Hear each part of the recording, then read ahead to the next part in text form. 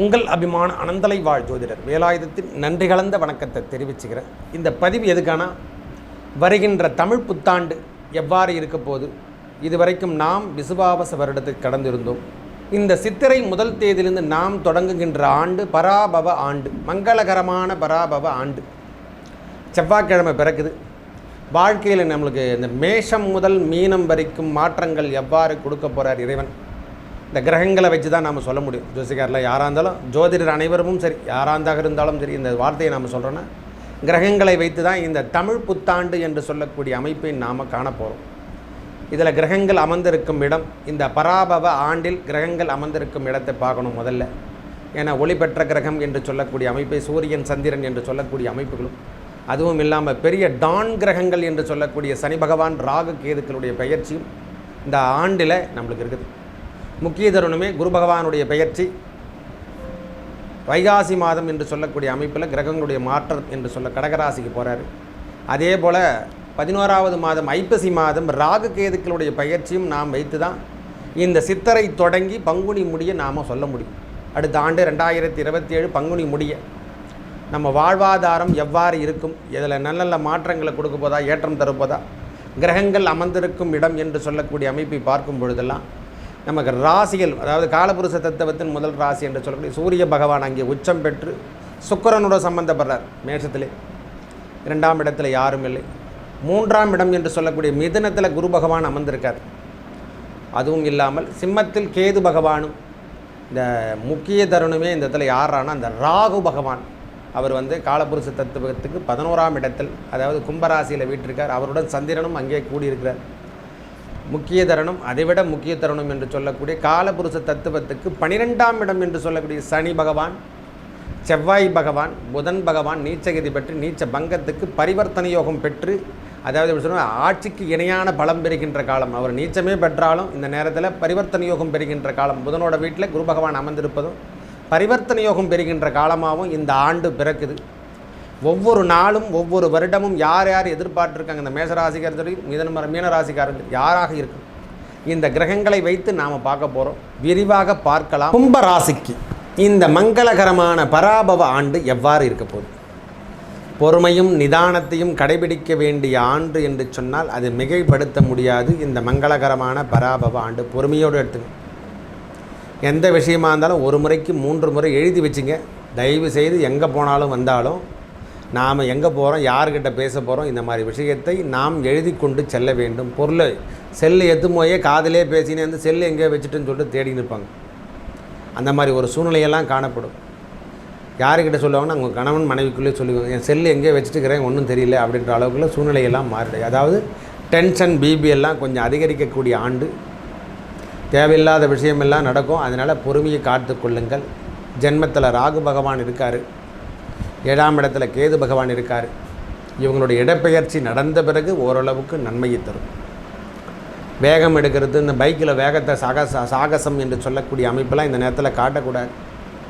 ராகு ஜென்மத்தில் இருந்தாலே ஆசையை தூண்டும். பெண்கள் விஷயத்தில் கவனத்தை எடுத்துன்னு, ஆண்கள் விஷயத்துலையும் நாம் பெண்களாக இருந்தாலும் ஆண்கள் விஷயத்தில் கொஞ்சம் கவனத்தை எடுத்துக்கணும்.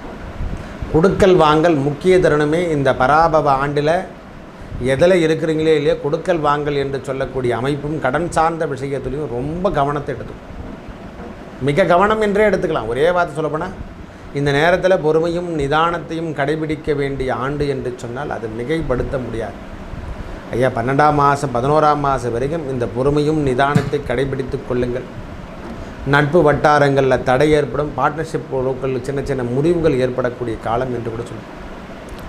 ஐயா 2 பேரும் சேர்ந்து பிஸ்னஸ் பண்ணிக்க, ஓரளவுக்கு நல்லா தான் சாமி, போன ஆண்டுலாம் போச்சு, இப்போ தான் இந்த ஆண்டு தான் என்னன்னு தெரியல, அவர் நம்மளை ஏமாத்துறாரா தெரியல, அவர் நம்மளை ஏமாத்துறாரா இல்லை என்னை அவர் ஏமாற்றுகின்றாரா தெரியாமல் ரூனையெல்லாம் ஓடிட்டுருக்கையா. கல்வி சார்ந்த விஷயத்தில் சின்ன தடைகள் ஏற்படும். அதுக்கப்புறம் தான் சரியாகும். சில பேருக்கு அவமானம் சார்ந்த விஷயத்திலும் திருடு சார்ந்த விஷயங்களும் கொள்ளை போக்குகின்ற சார்ந்த விஷயங்கள்லாம் நடக்கிறதுக்கான வாய்ப்புகள் அதிகமாக இருக்கும். முக்கியமாக உடல்நலம் சார்ந்த விஷயத்தில் 100% வயது மூப்பில் இருக்கிறவங்களாம் கவனத்தை எடுத்துங்க. ஏன்னா 2ஆம் அதிபதி தான் குரு பகவான், நம்மளுக்கு லாபாதிபதி தான். அவர் 6ஆம் இடத்துல உச்சம் பெறுகின்ற நேரம். ஒரு இடத்துல நம்ம லாபாதிபதி உச்சம் பெறுவது என்பது ஓரளவுக்கு சாதகத்தை தரும். அவருடைய பார்வை 9ஆம் பார்வை 2ஆம் இடத்துல பதிவித்து ஓரளவுக்கு மைனஸ் கேட்டகரியிலிருந்து ப்ளஸ் கேட்டகரி உண்டு, நான் இல்லைன்னு சொல்ல. ஆனால் அங்கே சனி பகவானும் வீட்டிருக்கார், கர்மகாரகன் என்று சொல்லக்கூடிய ஒரு வீட்டிருக்கார். அவருடைய தன்மையும் நாம் பார்த்துக்கணும். அந்த ராகு பகவானுடைய தன்மை தோற்றம் விரிவாக்கத்தை கொடுத்துருவார். நாம் எது செய்கிறோமோ தெரியலையோ, தெரிஞ்சோ தெரிந்தோ தெரியாமலையோ செய்கின்ற சில விஷயங்கள்லாம் பெரிய பராக்கிரமத்தை எடுத்துமே விட்டுடும். பேசுகின்ற பேச்சு கூட பெரிய பராக்கிரமத்தை காமிச்சிடும். சின்ன சொல்லு தான் நம்மளுக்கு பெருசாக காட்டுகின்ற காலம். அதனால் சொல்களில் கவனம், வாக்குஸ்தானத்தில் கவனம், இந்த மாதிரி விஷயங்களை எடுத்துக்கொள்வது ரொம்ப நன்மையை தரும். இந்த நேரத்தில் பிள்ளைகள் சார்ந்த விஷயத்தில் இருந்து வந்த பிரச்சனை இதெல்லாம் விலகும். கல்வி சார்ந்த விஷயத்தில் பிரச்சனைகள்லாம் விலகும். சில பேர் வீடு கட்டாதவங்க இருந்த இந்த தலைமுறையில் நான் வீடே கட்டல சாமி அப்படின்னு சொன்னவங்களாம் வீடு கட்டி முடிச்சுடுவாங்க. அதாவது எப்படி சொல்கிறதுனா, ஒரு 50 பாகம் கடுமையாக இருக்கும், மீது 50 பாகம் நன்மை தருகின்ற விஷயமாகவும் இருக்கிறதுக்கான காலம்.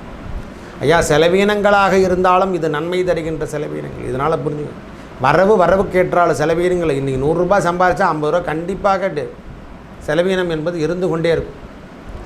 இப்போ தாங்க காலையில் 1 லட்ச ரூபா சம்பாதிச்ச மாதிரி இருந்து அந்த 1 லட்ச ரூபா கூட வீட்டில் கையில் இருக்க முடியலங்க. கணவன் மனைவி உறவு ரொம்ப முக்கியத்துவம். அதில் ரொம்பத்தில் கவனத்தை எடுத்துக்கிறது ரொம்ப இம்பார்ட்டன்ட்னே சொல்லுவேன்.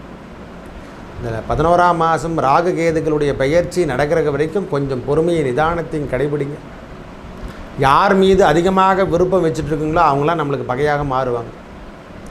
யார் நம்மளை உண்மையாக நம்பணுமோ அவங்களாம் இந்த நேரத்தில் பகை ஏற்படக்கூடிய காலம் ஏற்படும். அதனால் பொறுமையை நிதானத்தை கடைபிடித்து கொள்ளுங்கள் கும்பராசிகர். தனிமை சார்ந்த எடுத்து யோகா இது மாதிரி, ஏன்னா ப்ரெஷர்லாம் கொஞ்சம் அதிகமாக இருக்கும். தேவையில்லாத பிரச்சனைகள்லாம் நம்மக்கிட்ட வரும். நம்ம பஞ்சாயத்து நம்மளால் சமாளிக்கிற, ஊரார் பஞ்சாயத்து நம்மக்கிட்ட சேருகின்ற காலம் எல்லாம் இந்த நேரத்தில் ஏற்படுகின்ற காலம். வேலைக்கான அமைப்பு உண்டு. அதில் எந்த விதமான வெளியூர் சென்று பிழைக்கின்ற பாக்கியம் எல்லாம் கிடைக்கின்ற அமைப்பு. நான் வெளிநாடு போன சாமி அதெல்லாம் ஓகே, அதெல்லாம் குட்டு. வெளியே போய்ட்டு நான் வேலை செய்ய போகிறேன் சாமி, மாற்று மொழி தருகின்ற இடத்துக்கு செல்ல போகிறேன், அந்த மாதிரி இடத்துக்கெல்லாம் போனீங்கன்னா குட்டு பர்சனாலிட்டி தான் கொடுக்கும். பொறுமை நிதானம் கடைபிடிக்க வேண்டிய ஆண்டு என்று சொன்னால் அது மங்களகரமான பராபவ ஆண்டு, தனித்தன்மையை கொடுக்கின்ற ஆண்டாக மாறும். ஒருத்தருடைய வேலைத்தன்மை, ஒருத்தருடைய வாழ்வாதாரத்தன்மை எங்கடாகுதுன்னா 2ஆம் இடம் 7ஆம் இடம் என்று சொல்லக்கூடிய இடத்துல இருக்குது. முக்கியமாக ஜீவனம் தருகின்ற இடம், லாபஸ்தானம்லாம் 2வது பட்சம். நம்ம 10ஆம் இடம் ஒர்க் பண்ணால் தான் 11ஆம் இடம் கிடைக்கும். அந்த வேலைத்தன்மை, இது வரைக்கும் வேலையே செய்யாமல் நான் கடை வாங்கி தான் ஓட்டிகிட்ருக்கேன்னா இனிமேல் அந்த கடத்தெல்லாம் தூக்கி போட்டு வேலையை பார்ப்பீங்க.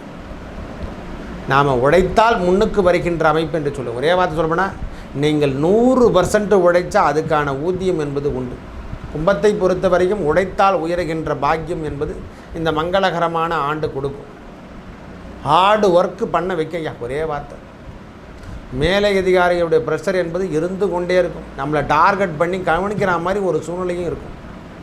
யாரோ நம்மளை கவனிச்சிட்ருக்காங்க, யாரோ நம்மளுடைய நியூஸ் அனைத்தும் டேட்டா மொத்தத்தையும் சொல்லிகிட்ருக்காங்க. இந்த எண்ணம் என்பது இருந்து கொண்டு நம்மளை கவனிக்கிறது, பேசுறது, கொள்வது, நாம் செய்கின்ற செயல்கள் அனைத்திலையும் கண்காணிக்கிறது, இது எல்லாமே ஒருநிலைப்படுத்துகிற மாதிரியே தெரியும். நம்மளை தான் டார்கெட் பண்ணுற மாதிரி ஒரு சூழ்நிலையும் காணப்படும். பிள்ளைகள் விஷயத்தில் கொஞ்சம் கவனத்தை எடுத்துக்க, பெற்றவங்க விஷயத்துலையும் கொஞ்சம் கவனத்தை எடுக்க, தன்னுடைய உடல் நலத்திலையும் கவனத்தை எடுத்துக்கணும். அதை மொத்தம் நாம் கவனமாக இருந்து கொள்ள வேண்டிய காலம். ஐயா, காலையில் எழுந்து போனால் யார் யாரை சந்திக்கின்றோம் இதெல்லாம் எழுதி வச்சுக்கணும். நேரத்தில் மறதிலாம் ஏற்படும். எங்கே எடுத்து வண்டி விட்டு போய் விட்டுறோமோ அந்த வண்டியை நாம் விட்டுட்டு வந்துடுவோம். இந்த நேரத்தில் விண்டு ஸ்டாண்டில் போட்டு நாம் பஸ் ஏறி நம்ம வீட்டுக்கு வந்து இந்த மாதிரி சூழ்நிலையெல்லாம் காணப்படும். அதனால் பொறுமையை கடைபிடிங்க. இந்த ஆண்டை பொறுத்த வரைக்கும் 11ஆம் மாதம் வரைக்கும் பொறுமையை கடைபிடித்தால் உங்கள் வாழ்வாதாரம் மேலோங்கும். நன்மை தருகின்ற விஷயங்கள் அனைத்தும் வந்து சேரும். இந்த குட் டைம் ஸ்டார்ட்னவுன்னா 11ஆம் மாதத்துக்கு அப்புறம் எதிர்பாருங்க.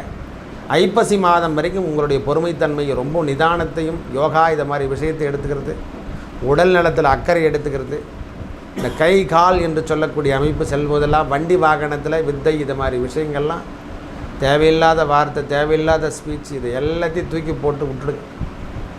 நல்லவை அனைத்தும் வந்து சேருகின்ற ஆண்டாக மாறும். நல்லதே நடக்கும். நன்றி, வணக்கம்.